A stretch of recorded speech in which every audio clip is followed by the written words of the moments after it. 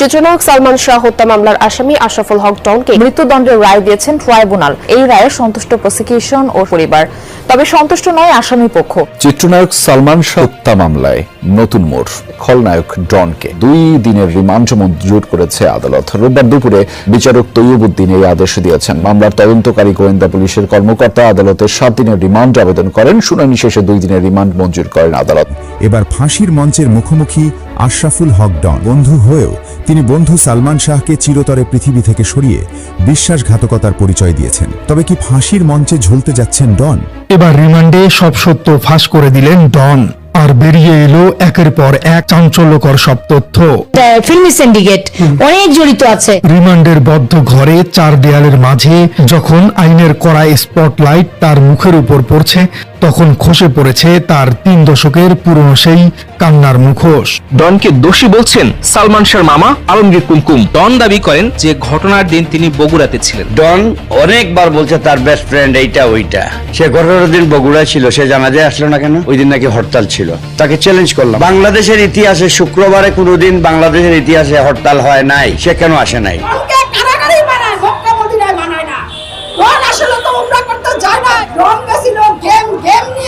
চিত্রনায়ক সালমান শাহকে তার স্ত্রী সামিরা ও ডন মিলে ষড়যন্ত্র করে নির্মমভাবে দুনিয়া থেকে শেষ করে দেওয়ার বিষয়টা এতদিন ধামাচাপা দিয়ে রাখলেও শেষ রক্ষা হলো না এবার এই চিত্রনায়ক সালমান শাহর স্ত্রী সামিরা ও ডনের।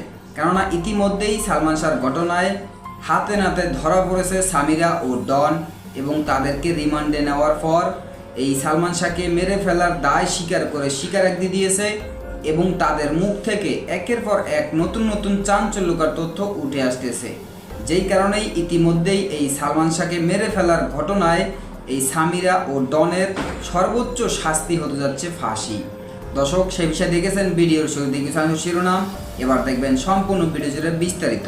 দর্শক, এই বিষয়টা দেখার পূর্বে আপনাদের কাছে একটা অনুরোধ করব, আমাদের চ্যানেলে যারা নতুন আসছেন আমাদের চ্যানেলটি সাবস্ক্রাইব করে পাশে থাকা বেল আইকনটি বাজিয়ে দেবেন।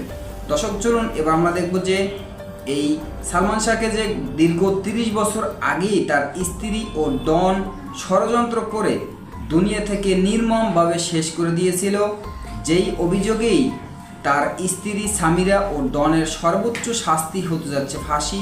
আমরা এই বিষয়টা দেখব। এই বিষয়টা দেখার পূর্বে প্রথমে একটু দেখব যে এই সামিরা ও তার ডন তাদের মুখ থেকে রিমান্ডে নেওয়ার পর কি কি চাঞ্চল্যকর তথ্য উঠে আসতেছে। আমরা এই বিষয়টা প্রথমে দেখে তারপর অন্য বিষয়টা দেখব।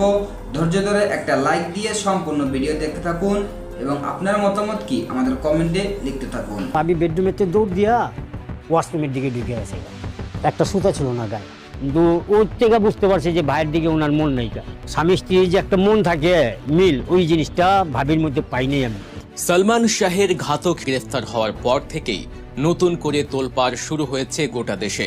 যে নারী কখনো এক পুরুষে সন্তুষ্ট থাকতে পারেননি, যার বিরুদ্ধে অভিযোগ খোদ সালমান শাহ বেঁচে থাকতেই ডনের সঙ্গে রাত কাটানোর তার আসল রূপ এবার মানুষের সামনে আসতে শুরু করেছে। সালমান শাহের ম্যানেজার মনসুর আলী সম্প্রতি এমন এক লোমহর্ষ ঘটনা ফাঁস করেছেন যা শুনলে যে কারো গায়ে কাঁটা দিয়ে উঠবে।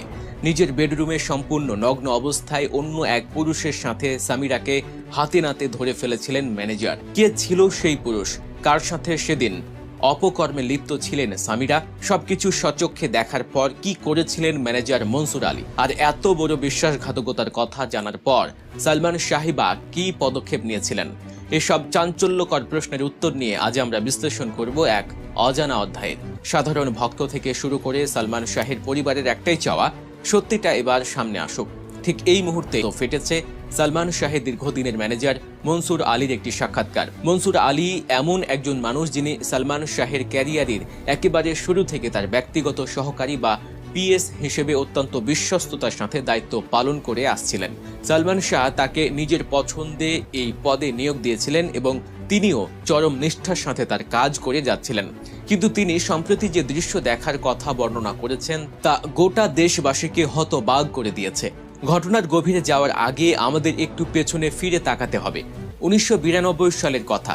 সালমান শাহ কেবলই চলচ্চিত্র জগতে পা রেখেছেন এবং ওই সময়ে সামিরা হকের সাথে বিবাহ বন্ধনে আবদ্ধ হন তিনি। পরের বছর অর্থাৎ 1993 সালে কিয়ামত থেকে কিয়ামত চলচ্চিত্রের মাধ্যমে পরিচালক সোহানুর রহমান সোহানের হাত ধরে রূপালী পর্দায় অভিষেক ঘটে সালমান শাহ এবং নায়িকা মৌসুমীর। মুক্তির পরপরই ছবিটি বক্স অফিসে এমন এক ঝড় তোলে যা এর আগে বাংলা সিনেমা দেখেনি। রাতারাতি তরুণ প্রজন্মের কাছে এক আইকন পরিণত হন সালমান শাহ। প্রথম ছবির আকাশচুম্বী সাফল্যের পরে জুটিকে নিয়ে নির্মিত হতে থাকে একের পর এক হিট সিনেমা। অন্তরে অন্তরে এবং দেনমোহরের মতো সুপারহিট সিনেমাগুলো দিয়ে সালমান শাহ ও মৌসুমী জুটি নিজেদের ঢাকাই সিনেমায় সবচেয়ে সফল ও কাঙ্ক্ষিত জুটি হিসেবে প্রতিষ্ঠিত করেন। কিন্তু পর্দায় যখন তারা সাফল্যের চূড়ায়, তখন সালমান শাহের ব্যক্তিগত জীবন মোটেও শান্তিতে কাটছিল না। মৌসুমীর সাথে সালমান শাহের এই অস্বাভাবিক সাফল্য এবং তাদের পর্দার রসায়ন কোনোভাবেই মেনে নিতে পারছিলেন না স্ত্রী সামিরা। তার মনে তৈরি হয় গভীর সন্দেহ এবং ক্ষোভ। এই সন্দেহের বশবর্তী হয়ে সামিরা প্রতিদিন সংসারে অশান্তি সৃষ্টি করতেন। ক্রমাগত মানসিক চাপ আর পারিবারিক কলহের কারণে এক পর্যায়ে বাধ্য হয়ে সালমান শাহ তার ক্যারিয়ারের সবচেয়ে সফল জুটিকে ভেঙে দেওয়ার সিদ্ধান্ত নেন। তিনি তার ম্যানেজার মনসুর আলীকে স্পষ্টভাবে জানিয়ে দেন, পারিবারিক আপত্তি এড়াতে তিনি আর কখনো মৌসুমীর সাথে কোনো সিনেমায় চুক্তিবদ্ধ হবেন না। মৌসুমী অধ্যায় শেষ হওয়ার পর 1994 সালে নতুন নায়িকা শাবনুরের সাথে জুটি বাঁধেন সালমান। তাদের প্রথম সিনেমা তুমি আমার মুক্তির পর অতীতের সব রেকর্ড ভেঙে চুরমার হয়ে যায়। শুরু হয় বাংলা চলচ্চিত্রে সালমান শাবনুর জুটির এক নতুন সোনালী যুগ, যা আজও চলচ্চিত্রের ইতিহাসে অন্যতম সেরা সফল জুটি হিসেবে বিবেচিত হয়। কিন্তু নায়িকা বদল হলেও সালমানের পারিবারিক জীবনের চিত্রটা একটুও বদলায়নি। শাবনুরকে নিয়েও শুরু হয় সামিরার সন্দেহ। পারিবারিক জীবনে শান্তি দেখা মেলেনি। এর মাঝে একদিন ঘটে যায় সেই ভয়াবহ ঘটনা। মনসুর আলীর জবানিতে জানা যায় সেই অভাবনীয় দিনের কথা। এফডিসিতে তখন স্বপ্নের নায়ক সিনেমা শুটিং চলছে। শুটিংয়ে যাওয়ার পর হঠাৎ সালমান শাহ খেয়াল করলেন তিনি তার কোটটি আনতে ভুলে গেছেন। তিনি সাথে সাথে তার সহকারী আবুলকে বাসায় পাঠান কোটটি নিয়ে আসার জন্য। কিন্তু বেশ কিছুক্ষণ পার হয়ে গেলেও আবুল ফিরে না আসায় সালমান শাহ মনসুর আলীকে নির্দেশ দেন বাসায় গিয়ে কোটটি নিয়ে আসতে। মনসুর আলী তড়িঘড়ি করে বাসায় পৌঁছান। মেইন গেটের তালা খুলে তিনি যখন ভেতরে প্রবেশ করেন, তখন তিনি ভাবতেও পারেননি তার জন্য কি অপেক্ষা করছে। আকস্মিকভাবে ভেতরে ঢুকে তিনি ভাবি ভাবি বলে ডাকতে থাকেন। সামিরা তখন তার বেডরুমে ছিলেন। মনসুরের ডাক শুনে হঠাৎ সামিরা তার বেডরুম থেকে দৌড়ে ড্রয়িং রুমের বাথরুমে ঢুকে যান। কিন্তু যে অবস্থায় সামিরা দৌড়েছিলেন তা দেখে মনসুর আলীর পায়ের তলার মাটি সরে যায়। সামিরার পরনে তখন এক টুকরো সুতো ছিল না, তিনি সম্পূর্ণ নগ্ন ছিলেন। এই দৃশ্য দেখে ভয়ে কাঁপতে শুরু করেন মনসুর। বাথরুমে ঢোকার পর ভেতর থেকেই সামিরা মাথা বের করে মনসুরকে ধমক দিয়ে বলেন, মনসুর তুমি আর আসার সময় পেলে না? হতভম্ব মনসুর তোতলাতে তোতলাতে বলেন, ভাবি ভাই তো একটা জিনিস ফেলে গেছেন, তাই আমাকে নিতে পাঠালেন। তখন সামিরা বাথরুম থেকে নির্দেশ দেন সালমানের ড্রেসিং রুমে গিয়ে জিনিসটা খুঁজে নিতে।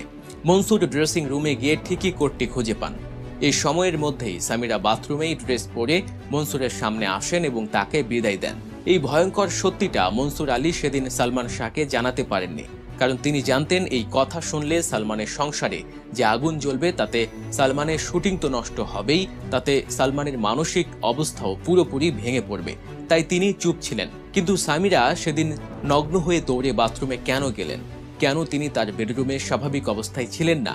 এর একটাই উত্তর হতে পারে, সেদিন সামিরার বেডরুমে অন্য কেউ উপস্থিত ছিল। কিন্তু কে সেই ব্যক্তি? অনেকে ধারণা করেন সামিরার সুযোগ পেলেই একাধিক পুরুষের সাথে শয্যা শেয়ার করতেন। সেই তালিকায় থাকতে পারে খলনায়ক ডন কিংবা বাসার কোনো কেয়ারটেকার বা ড্রাইভারও।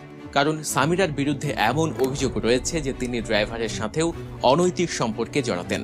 সেদিন হয়তো বেডরুমে এমন কেউ ছিল যাকে দেখলে মনসুর চিনে ফেলতেন, আর তাই সামিরা নগ্ন অবস্থাতেই দৌড়ে বাথরুমে লুকিয়ে পড়েন। আরেকজন সন্দেহভাজন ব্যক্তি হলেন মোস্তাক ওয়াইজ, যিনি ছিলেন সালমান শাহের ছোটবেলার বন্ধু। 1996 সালের 6 সেপ্টেম্বর সালমান শাহের রহস্যজনক পর এই মোস্তাক ওয়াইজের সাথে বিবাহ বন্ধনে আবদ্ধ হন সামিরা। মাত্র 3-4 মাস পার হতে না হতেই স্বামীর এক সময়ের বন্ধুকে বিয়ে করার এই ঘটনা প্রমাণ করে চিত্রনায়ক সালমান শাহকে তার স্ত্রী সামিরা ও ডন এই দুজন মিলে ষড়যন্ত্র করে কিভাবে যে সালমান শাহকে নির্মমভাবে দুনিয়া থেকে শেষ করে দিয়েছিল, এই বিষয়টা এবার একের পর এক ফাঁস হচ্ছে।